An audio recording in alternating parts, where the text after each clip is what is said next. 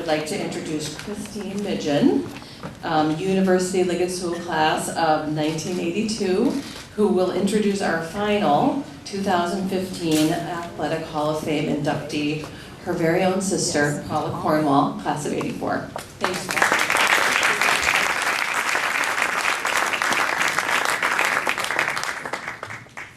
Last but not least, I'm here to introduce someone I admire very much, my sister Paula. And I thought what I would do is talk a little bit about when we were young and kind of how she developed into the success she had as a tennis player. Because I kind of lived through that with her. So I remember when we were young, our father taking us to the local tennis courts and playing tennis. And I remember us running around. I don't remember a lot of the details, but I truly still remember us running around these courts. I'm sure we thought we were really playing a game of tennis. And bless his heart, he kept taking us, and we just kept hitting those balls. And I think that was the start of it. And then next, I remember playing in summer tennis clinics. And again, I don't recall a lot, but I do remember Paula hearing that there was this local tennis tournament that a lot of kids were going to play in. And she wanted to play in it, and so my mom went up to the instructor and she asked, can Paula play in tournaments? And he said, yes. And my mom thought, oh. And then he said, she's not going to win, but she can play. So that's all Paula needed to hear. She started playing in tennis tournaments. Initially, our father set a radius of so many miles that, she could play in tennis tournaments. I don't think it really occurred to my parents that it was necessary to kind of play beyond this distance, because I think really they just thought she would just be content with a couple tournaments, but no. So a very young Paula drew a circle on a map. She got out she studied the tournament schedule. She laid out her options for taking the 10 and under girls age group by storm. She kept track of who she beat. She kept track of who she lost to. And this really she did all on her own. If she wasn't seated correctly and she started complaining, my parents would just try to console her and say, it really doesn't matter what order you play. If you're going to win the tournament, you really have to beat everyone. So clearly they didn't understand the tournament ladder, the seeding system, and the competitive nature of their little girl. And I think they truly didn't care if she won or lost, as long as she was having fun, improving her game, and being active. But Paula cared, and here's where my admiration really lies, because Paula cared tremendously. She's very competitive, and she achieved her wins and her trophies and her state title really all on her own. Just through her sheer love of the game of tennis, her desire to improve, and her determination to win. Now, mind you, we grew up in an active household. We were exposed to numerous sports and different activities. Our father played multiple varsity sports in high school. He was captain of his basketball team. My mom was on a debate team, and to this day, she still plays competitive bridge. But they focused on excellence, and they believed that we could do anything we set our sights on, and I'm sure this was a critical part of our drive and our confidence, but we had to earn our successes on our own. And so I remember Paula getting up early on weekends to attend tennis clinics. I remember her finding rides to tournaments with other players that lay outside of that circle my parents set up. I remember her being down 5-0 in one match and coming back and winning. And I remember that father saying to everyone, Paula really taught us it's not over until it's over. And so you won't be surprised that Paula continued to take lessons. She played in tournaments. At the age of 11, she was ranked number 6 in southeastern Michigan, girls 12 and under. From there, she rose to hold regional and Midwestern rankings. All 4 years in high school at Liggett, she dominated the number 1 position, and she was challenged a lot, but she kept that position. After finishing her 11th grade season, she was runner-up at the state tournament, and then she went on to win the state championship her senior year. So somewhere along the way, we all all figured out that Paula could indeed play in tournaments and she could win. So I'm very honored to, I don't know if I give this to her or.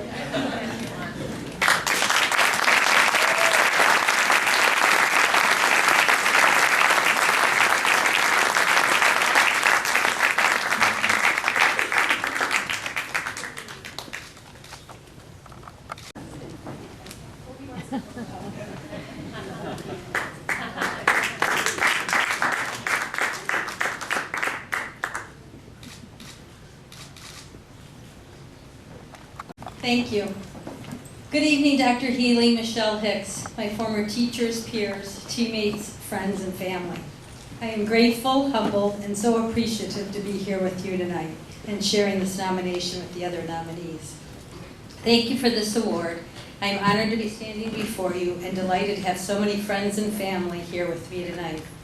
After rooting our children on in their academic and athletic pursuits for the past 20 years, it's nice to be celebrating some of the accomplishments of this older generations. I would like to start with the obvious. I love tennis. I always have, and I always will. There is something about the game that has drawn me in and captured me. I'm not sure what it is, but it has a strong force over me. To this day, I still love playing tennis and being around tennis. I started playing tennis at our cottage in St. Clair around the age of 8. My parents signed me up for some tennis clinics at the country club. I loved it from the beginning. I'm not sure if it was the camaraderie with the other kids my age or the fun games we played that piqued my interest. I can only say that for me, tennis became my passion. My mom tells a story, that one day when she came to pick me up, I went running to the car and said, "Guess what, Mom? I'm going to play in a tennis tournament." My mom was quite bewildered by this statement, given my inexperience and unsure how to take it. She went up to the pro and said, "Mark, is Paula right? Is she going to play in a tennis tournament? Can she even play in a tennis tournament?" He looked right at her and replied, "Yes, she can play. She's not going to win, but she can definitely enter." Well, I did play, and that began my competitive career. I will have you know that I did not win a match in the Robinson tournament in Port Huron that year, but I did win it 3 times during my junior years. I guess I came a long way. By 4th grade, I was playing tennis 5 days a week, and I couldn't get enough. On Saturday mornings, my dad would take me to the tennis house at 7:30 in the morning, and I would spend the day there. There were other kids as well, and we would spend the day playing tennis. What imagination. There were no adults present pairing us up or telling us what strokes to work on. There were no pros telling us what drills to do. We, the kids, made those decisions. We were there because we loved the game and enjoyed each other's company. You might think I'm exaggerating, but I'm not. We would stay until mid-afternoon, hanging out and playing tennis. To me, there was no better way to spend a Saturday. I believe the reason I did well in tennis was my love for the game and my desire to excel. It was not my parents pushing me, but me pushing me. Many of my tennis friends who are here tonight have said, "I wish my parents were laid back like yours." I had no pressure. Any pressure I put on myself came from within. My parents did not help me with strategy or stick up to me when I felt something went wrong, or when a bad call was made, they wouldn't say anything. While I don't want you to give the impression that my parents weren't involved, they were. But they were just not overzealous parents we read about today. They believed if you wanted something, you had to work for it. And if you were being treated unfairly, you had to be the one to do something about it. What did I learn from tennis? So much. I learned commitment, hard work, perseverance, determination, dedication, tenacity, and integrity, to name a few. Today, these are considered buzzwords. You could write a 500-word college essay on any of these. But for me, it was how I lived my life. The lessons I learned from tennis have shaped the person I am today. Yes, I am competitive. Who doesn't like to win? But my ability to stay on task, keep at something, and my ability to try something from a different angle if I'm not getting my preferred outcome are my true successes from sports. Even sitting down and writing the speech would have been so much more difficult if at an early age I had not learned that good things come, that good things in life take hard work. You have to be willing to keep improving a speech just like you would a forehand. Patience is a virtue.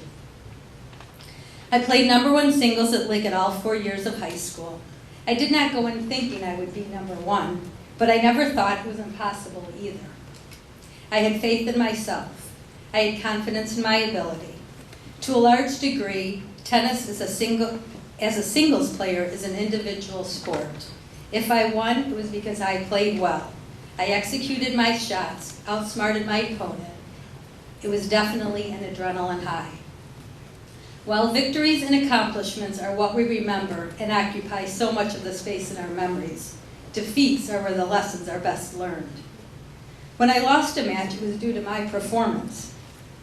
I did not have a partner to blame. It rested on my shoulders. But looking back, what a great lesson that was. I had to figure out why I lost. Which shots were probably not the right choice. Should I have come to net more? Maybe I should have been more patient during the point, or the opposite, more aggressive, and charged the net. If I did not want to lose to the same person again, I would have to come up with a new strategy. I learned quickly that I would have to try something new to get a different outcome. My tennis matches were like math story problems. So much information was provided, but I had to do the work to figure out the correct answer.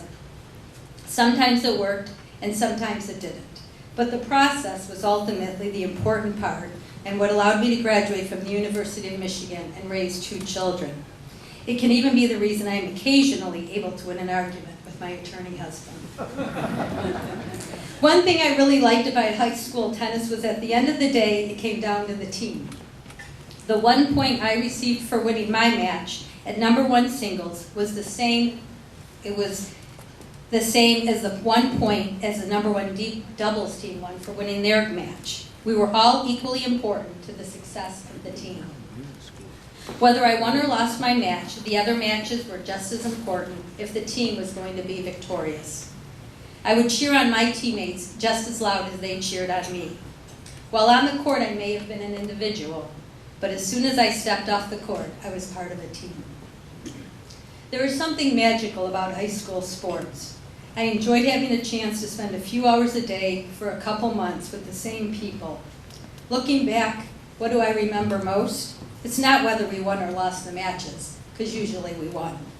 But the bus rides to and from the away matches with the other girls. It was the continuous laughing and giggling that high school girls are able to maintain. It was spending the weekend in Grand Rapids or Shaker Heights when we had an out-of-town tournament. It was staying in the hotel at States and all being together. No parents stayed overnight. It was just your teammates and coach. There was always one room where everyone would congregate at night. Those are the best memories. In the 1970s and the 1980s, the University of Liggett School was a mecca for tennis. Tennis ruled, and to be part of tennis made life a little easier.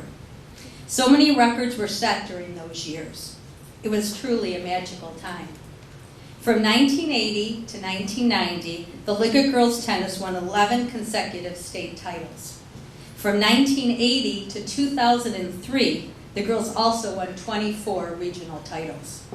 How many athletic programs are able to experience such success? It is quite an impressive record, and I was fortunate to be on the teams during both of these streaks. People took notice of our tennis accomplishments. ESPN filmed a 60-minute special on high school sports across America, and 10 minutes was devoted to boys and girls tennis at Liggett. The tradition of excellence in athletics at Liggett has really stuck with me. I felt it was important to try my hardest to maintain the high level of competition. Liggett has experienced so much success on the athletic fields. This is not only evident in the others being honored here tonight, but the younger generations who are making their mark as well. Although not my official coach, Bob Wood left a lasting impression. I remember going up the stairs to his office and sitting in one of the 2 chairs in front of his desk and just talking. I could spend so much time there, and I did. I'd go during a free period, and we would rehash my last match or talk about my next opponent. Even in the off-season, I looked forward to talking with him. He would bring a smile to my face.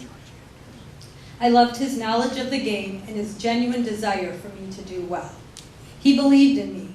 Even now, 30 years later, I still love seeing him and all those high school memories come rushing back. For that, I want to thank him. Another wonderful aspect about Liggett is relationships you foster with teachers and mentors. Everyone looked out for you. I was fortunate to develop a wonderful relationship with one of the math teachers, Paula Cornwall. Maybe it was having the same first name that proved to be our strongest bond. She and her husband Jim were tennis enthusiasts who took an interest in my tennis career. They attended many of my matches and supported me throughout my career. We even often played tennis together, and they trusted me enough to babysit their daughter Lynn, who's here tonight. They were present at my wedding, and I am proud to say we still keep in touch, and their friendship means a great deal to me. I am not sure if such friendships exist in schools today between a teacher and a student, but I was fortunate that it worked for us. I always tell my children they should play more tennis. Tennis is a sport of a lifetime. I have met so many friends in the Grosse Pointe community through tennis. They are constants in my life whose friendship I cherish. We have been through so much together, and I know it will only continue. Some of these women are here today. I have seen them once a week for close to 20 years. That's longevity. And God willing, I hope we can continue playing for the next 20 years. 9 years ago, I began coaching tennis. My daughter Alexa was a freshman at Grosse Pointe South, and they needed a JV tennis coach. What started off as, I'll do it so they have a coach, has turned into so much more. There is something wonderful about sharing your knowledge with others. I love seeing progress being made and the joy on their face when they have mastered a shot, or when a light bulb goes off when they understand what you are trying to teach them. I also love their fixation on whether we will have Lululemon outfits or Adidas dresses for our uniform, and most importantly, who is hosting this week's pasta party. Coaching has even allowed me to keep up with the latest trends, singers, and YouTube videos. After Alexa moved to varsity, I surprised myself by wanting to continue coaching, and was even more shocked that now that both Alexa and Andrew are out of high school, I am still coaching. This fall, I took on a new challenge, coaching Grosse Pointe North's varsity field hockey. What do I know about field hockey? Not nearly as much as I know about tennis. But the joy of coaching and helping others has become my first priority. It is wonderful getting to know some of the girls in our community. I hope I am another adult in their lives, providing guidance, leadership, and a little bit of wisdom. Being around these young ladies has helped me give back to my community, and something I love and enjoy. Because in all honesty, isn't that what it's all about? To spend time, spread kindness, teach responsibility, and provide fond memories for those girls to look back on. I hope someday when they think of their years on the field hockey team or tennis team, it will allow them to smile, reflect fondly on their experience, and provide a funny chuckle, just like it did for me. Hopefully, they will pass it forward as well. While I take this moment to recognize how fortunate I am, I would also like to acknowledge a few others. To my parents, Harry and Venus Mighion, thank you for all you do. It is so appreciative. Your insistence that Christine and I receive an excellent education allowed me to attend the University of Liggett, a school that taught us how to parse grammar sentences and make the academic transition to college not as hard as others experienced. For being part of my daily life and loving me unconditionally. To Christine, my sister, an excellent athlete in her own right. She played field hockey and lacrosse at Liggett, which allowed us never to be competitors, but each other's best cheerleaders. Even though you live in Chicago, thank you for always making it home for holidays, graduations, Alexa and Andrew sporting events, and my Hall of Fame induction. It does not go unnoticed. To Alexa and Andrew, by far my biggest accomplishment, I love you so much and I'm so proud of you both. I hope I have passed on to you the life lessons mentioned tonight, and that you find something to be passionate about, and will someday help shape the adult you will become. To Christopher, thank you for giving up your golf trip to Pinehurst to be with here tonight.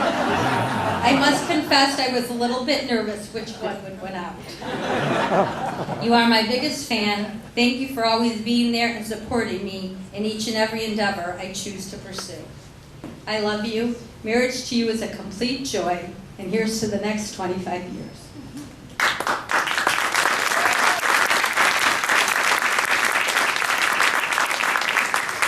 Thank you for allowing me to share this athletic Hall of Fame with each and every one of you tonight. I am very honored. Thank you.